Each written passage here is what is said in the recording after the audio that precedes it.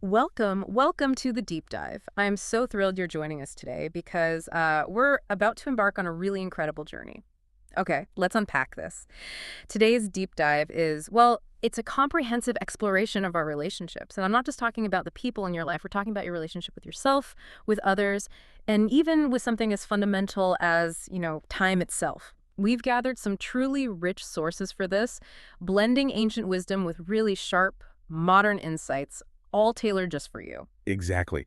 And our mission here is really to distill the most important nuggets of knowledge from all this great material. We want to help you understand not just what these insights are, but critically, why they matter and how you can actually apply them in your daily life. It's about gaining clarity, gaining depth, without feeling overwhelmed. That's absolutely the goal. So let's kick off with an idea that, honestly, it initially kind of blew my mind, straight from our sources. It's this notion that your behavior when you're alone can significantly impact your social interactions. Like the idea of maintaining good manners, dressing well, sitting respectfully, eating politely, even when absolutely no one is watching. Why does that even matter?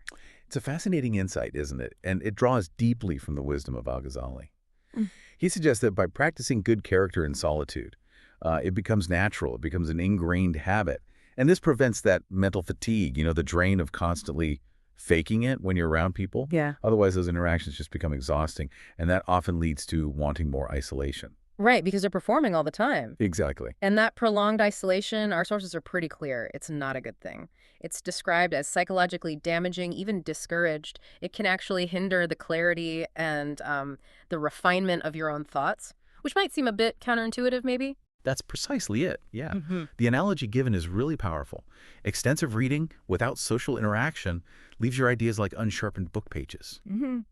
Without that engagement with others, your thoughts can stay rough, unpolished. People's questions, their discussions, even their challenges, that's what's crucial for chiseling away those rough edges, making your ideas truly clear, understandable to others. So it really raises an important question for you. Are you just consuming information, or are you truly processing it through engagement?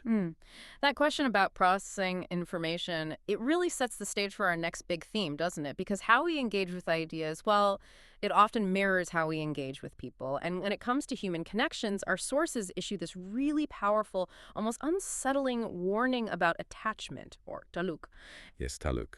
And the sources, they break it down into three main types. First, there's pathological attachment. This often stems from deep psychological needs, maybe childhood loss, and it usually needs, a psychologist's help. Then you have purposeful attachment, like a business partnership that has a clear objective. And finally, accidental attachment. Spontaneous, often fleeting, like a sudden crush that just fizzles out. But the general principle here, the big takeaway, is that intense attachment is described as a disease, even a silent killer that shortens the lifespan of relationships. Wow, a silent killer. That's a strong language. It is. And it leads to this counterintuitive idea from the sources that sometimes actually making a relationship a bit shallower can help it last longer. Think about that acquaintance maybe whose texts feel draining. Instead of just cutting them off, maybe respond thoughtfully, but less often. Focus on shared wins, not endless complaints. It creates needed space, right? Okay, that example helps make the shallower idea much clearer.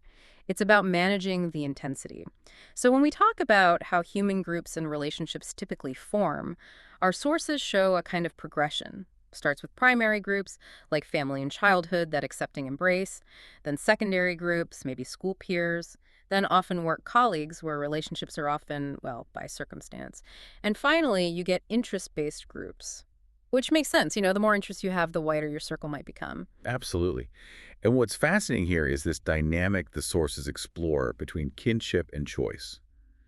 They explain why chosen relationships can feel inherently stronger than ones that feel forced upon us. Yeah. And the most robust connections, they often combine both, like choosing a relative as a close friend because you genuinely connect, not just because you share blood. Right, that makes sense. It's intentional. Exactly. And there's a powerful principle underlying this: similarity.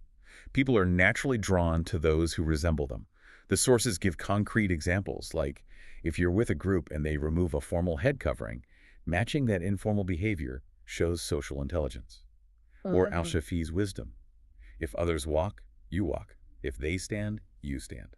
It's not just about mimicry. It conveys humility and it strengthens the bond. That's really interesting how those subtle actions shape things. But what about the awkwardness, the common discomforts, like the anxiety silence can create, or even why we sometimes avoid people we genuinely love? Oh, that's a very real thing. Our sources unpack why you might avoid, say, an older sibling you care about. It's often not a lack of love at all. It might be mismatched interests, sure, but often it's because that person consistently makes you feel bad about yourself. Through criticism, maybe constant questioning about things like debts or your grades or your weight, even if it comes from a place of perceived love, it chips away at you. People naturally gravitate towards those who uplift them, not those who diminish their self-worth. That really hits home. So how do we navigate all this? What are the key strategies from the sources for strengthening connections? Okay, so first, identifying. Yeah. Is this relationship forced or chosen? That clarity helps. Then, actively working to increase similarity, finding common ground in thoughts, interests, goals. Meeting regularly is important, obviously. But crucially, leveraging moments of crisis, moments of pain, How do you mean leveraging? by showing deep, genuine empathy during those tough times. Those vulnerable moments are like golden opportunities to really solidify a bond. That's powerful. Okay, so we build these connections. What happens as we move through life stages like university? Do things change? Our sources have some surprisingly direct advice on early friendships there. Something about bargaining, not buying. That caught my eye. Yes, it's quite blunt, isn't it? The idea is to be cautious about locking yourself into friendships too early at uni, to avoid getting stuck with incompatible people for years. And there's this great metaphor. University life is a train. Post-university life is a ship. Okay, explain that one. Well, the train signifies fixed tracks, set schedules, and temporary companions. People getting off at different stations. That's normal, expected. But the ship that symbolizes freedom after graduation, Hmm. broader choices, the ability to chart your own course. It's a much more open sea where you choose your true crew. I love that analogy. Train versus ship, very clear. And after university, the sources mention three main types of relationships that tend to form. That's right. Interest-based, which is straightforward. Goal-based strategic networking, which is framed as wisdom, not just being opportunistic. Okay. And then the really intriguing one, therapeutic relationship. Right. Therapeutic. That sounds intense. Can you unpack that? Doesn't sound like the easy, feel-good kind of connection. No, definitely not always. The sources acknowledge they might not be enjoyable. They can even make you feel stupid or weak. Like the example given of a financial mentor who just highlights every single mistake you make. It's uncomfortable. Very uncomfortable. But the profound value, the sources argue, is that they provide a necessary treatment for your flaws. They build resilience. They refine your character. Which raises a really important question for you.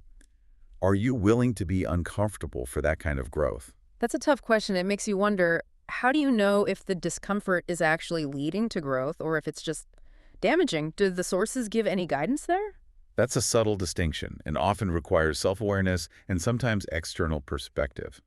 The sources imply growth often involves facing truths you'd rather avoid, pushed by someone who, while perhaps harsh, ultimately has a constructive aim, even if it doesn't feel like it. Destructive relationships tend to just tear down without offering a path forward. Okay, that distinction helps.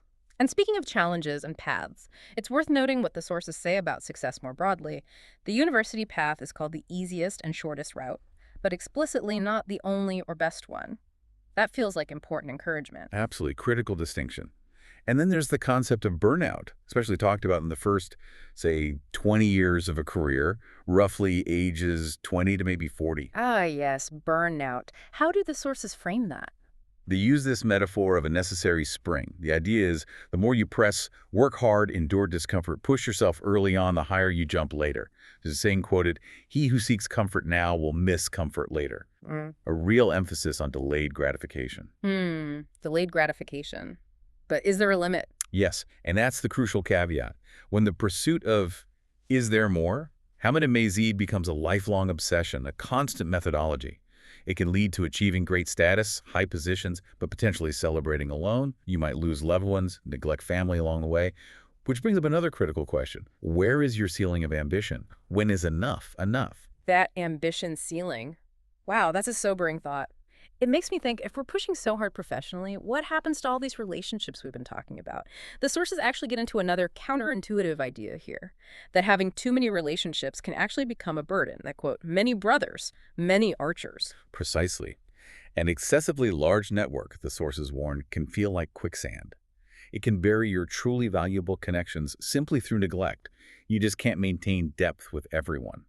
This ties into concepts like Dunbar's number, suggesting natural limits to our capacity for deep, meaningful relationships, maybe around 150, 190 with a much smaller core group. Beyond that, quality just drops off. Right. So how do you manage that without, burning bridges or making enemies? The sources suggest a practical, though subtle, approach, gracefully drying up the relationship. Drying up. It might mean, for instance, replying thoughtfully maybe once for every 3 messages you receive. The key is ensuring your response when you give it is still positive, celebratory even. This way, you gently reduce the intensity and frequency without necessarily causing offense or making an enemy. You're managing the flow. Okay, a gentle fade rather than a hard cut. That makes sense. And what's really fascinating here is the next concept, welcoming adversaries. Welcoming adversaries. That sounds challenging. It is, but the sources are pragmatic. They state it's basically impossible to please everyone and consistently uphold your principles. The two often clash. They even quote from the Quran. Thus have we made for every prophet an enemy from among the criminals. So it's inevitable. The idea isn't to seek enemies, obviously, but to accept their existence as a potential consequence of living authentically without compromising your values just to avoid disapproval. And there's a very strong warning against the harm of holding grudges. It's described as poison that kills you. It hurts the holder more than the target. That's a powerful image poison you drink yourself. Yeah. Okay, here's where it gets really interesting for me, another paradox about relationships. The sources suggest that stronger, more intense relationships often have a shorter lifespan. How does that work? It seems counterintuitive, right? But the sources explain how really intense possessive attachment can actually suffocate the other person. It makes them want to escape. There's a phrase used, proximity is a veil. Being too close can obscure the bigger picture, can distort your view. A veil. Yeah. And there's this incredibly powerful historical anecdote about Ka'b ibn Malik. He was a companion of the Prophet Muhammad, peace be upon him, who was boycotted by the entire community. And right at his lowest point, absolute rejection, despair. He receives this tempting offer from a powerful king to defect and join him. High status, acceptance offered. Wow, what did he do? He immediately burned the letter, called it another trial. It's a profound example of how true loyalty, true belonging, is tested in hardship. And it also shows how adversaries often try to exploit those moments of vulnerability, of witness. That story. Wow, it really drives home the point about loyalty under pressure. Okay, let's shift gears slightly. Let's talk about maybe the most crucial relationship we all have, our relationship with time. Our sources really emphasize our accountability for every second, especially our youth, will be questioned on how we spent it. Absolutely. And if we connect this to the bigger picture, the sources use this brilliant analogy of the 24 kilograms of iron. Okay, I like analogies. Tell me more. Everyone gets 24 hours a day, right? Yeah. Just like everyone might receive 24 kilograms of raw iron. Mm-hmm. But the value you extract from that time, or that iron, varies wildly based on how you shape it. Is it just a cheap, basic iron plate? Or is it meticulously crafted into something highly valuable, like a tiny essential screw for an airplane engine? The raw material is the same. The output depends entirely on your skill, your effort, your focus. That's a fantastic analogy. 24 kilos of iron, or 24 hours, what you make of it. Yeah. And the sources point out common pitfalls, don't they? Like starting the day with trivial matters. Yes, exactly. Getting sucked into gaming, scrolling social media first thing. Guilty as charged sometimes. We all are, probably. But the consequence is that important tasks then become urgent. Life feels chaotic. Things get missed.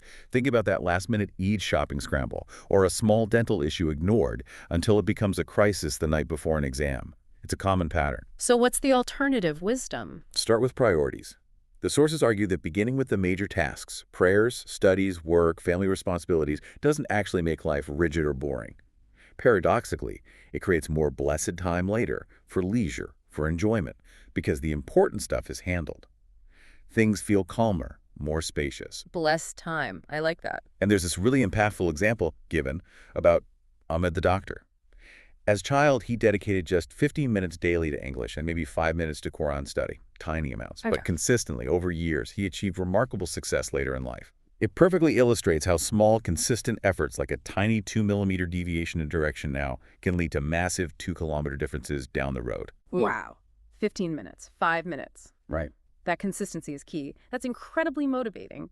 And the sources pose some direct self-reflection questions too, right? Like about waking for Fajr, the early morning prayer. That's asking you, is your struggle with waking up for Fajr a physical reality, or is it more of a belief?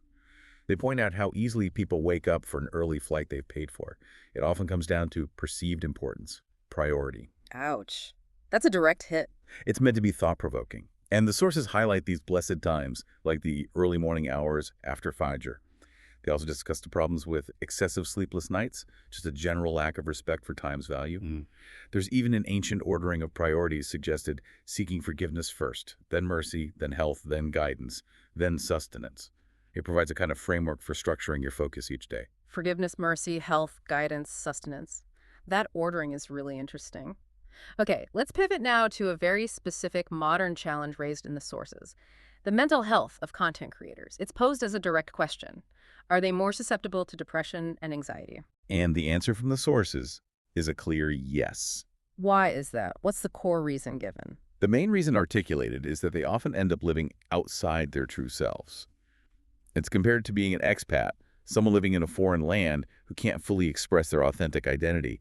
If this public persona, this online version, is maintained constantly for too long, they can become strangers to their own real selves. And that disconnect leads to profound internal struggles. Living outside their true selves.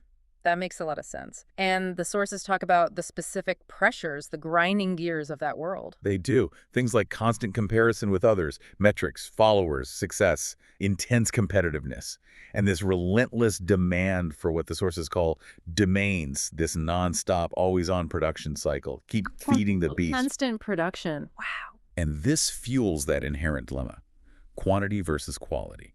The pressure to just produce often clashes with the desire for perfection, or maybe perfectionism prevents production. It's a constant internal conflict, which raises another key question. Is the path you're on just a circular track, a hamster wheel with no real finish line? Oof. Heavy question. Yeah. And the sources describe this environment as a salty sea of content. The more you drink, the thirstier you get. And this often leads to sacrificing the fundamentals: sleep, health, proper nutrition, exercise, and those precious real-world social relationships, all in this endless, demanding pursuit. That paints a really stark picture of the potential costs. Now, okay, so Sure. we've covered a lot of ground today. Just to briefly recap our journey, we started with the surprising impact of our conduct in solitude, then dove into the complex dynamics of relationships, attachment, similarity, even welcoming adversaries. And we finished with perhaps the ultimate connection, mastering our relationship with time itself, and looked at some very modern pressures too. And our goal throughout this deep dive has really been to provide you, the listener, with knowledge that empowers, insights that can hopefully transform, enabling more intentional choices as you navigate your own life. So what does this all mean for you listening right now? I really encourage you to take a moment after this. Reflect on one specific relationship in your life. Maybe it's with a person. Maybe it's your relationship with your own goals, or even just with your daily schedule, your time. And consider, how can you apply just one nugget, one insight from today's deep dive to nurture that relationship more effectively starting today? And maybe here's a final provocative thought to leave you with. True wealth isn't just about what you accumulate: money, status, followers. It's about how wisely you invest what you already have, especially your time and your connections. Invest wisely. A perfect note to end on. Thank you so much for joining us on this deep dive. We'll see you next time.